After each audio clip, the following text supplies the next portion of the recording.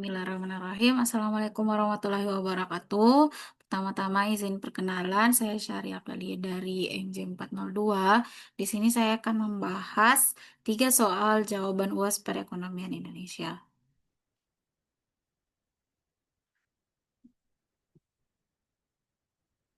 Soal pertama adalah soal nomor 3 terkait 3 produk utama yang diperdagangkan di pasar modal dan contohnya.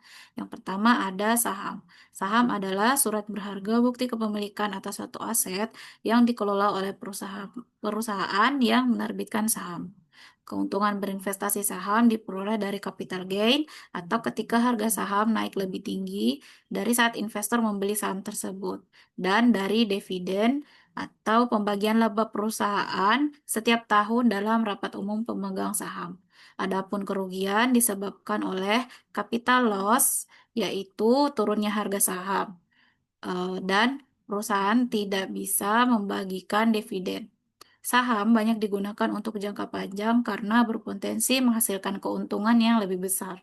Selanjutnya ada obligasi. Obligasi adalah surat utang yang menunjukkan investor merupakan pemegang investasi yang telah meminjamkan dana pada pihak yang menerbitkan obligasi. Keuntungan yang diperoleh ketika membeli surat utang adalah berasal dari capital gain, yaitu ketika harga instrumen naik melebihi harga beli investor, dan dari bunga obligasi.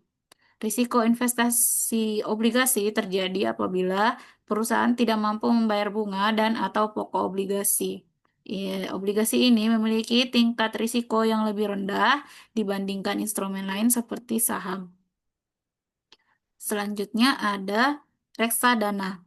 Reksadana adalah instrumen investasi yang menjadi tempat untuk pengumpulan serta pengelolaan dana beberapa investor. Dana ini kemudian akan dikelola oleh manajer investasi ya menjadi berbagai instrumen seperti pasar pasar uang, obligasi, saham atau efek lainnya. Contoh-contohnya dari saham yaitu dari BBRI, dari Bank Rakyat Indonesia, terus kemudian ada TLKM dari Telkom Indonesia dan GOTO dari Gojek Tokopedia. Dari obligasi dari pemerintah itu menerbitkan SUN atau Surat Utang Negara, ORI, Obligasi Republik Indonesia, adapun obligasi syariah atau sukuk dan obligasi korporasi. Kemudian dari reksadana, contoh reksadana pasar uang adalah Batavia Dana Kas Maksima dan Sukor Invest Money Market Fund. Dari reksadana obligasi ada Manulife Obligasi Negara Indonesia 2 kelas A dan Shorter Dana Mantap Plus 2. Dan dari reksadana saham ada Sukor Invest Equity Fund dan BNI AM Index IDX 30. Selanjutnya soal nomor 4, hubungan antara BEJ, BES, dan BEI dalam konteks pasar modal. Pertama, Bursa Efek Jakarta atau BEJ adalah bursa yang berada di Jakarta dan didirikan pada tahun 1977 yang dikelola oleh Badan Pelaksana Pasar Modal atau BPPAM. BEJ merupakan tempat memperjualbelikan saham di Indonesia.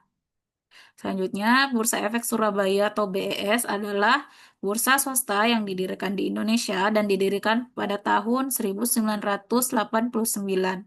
Produk yang ada di BES meliputi obligasi, reksadana, dan saham.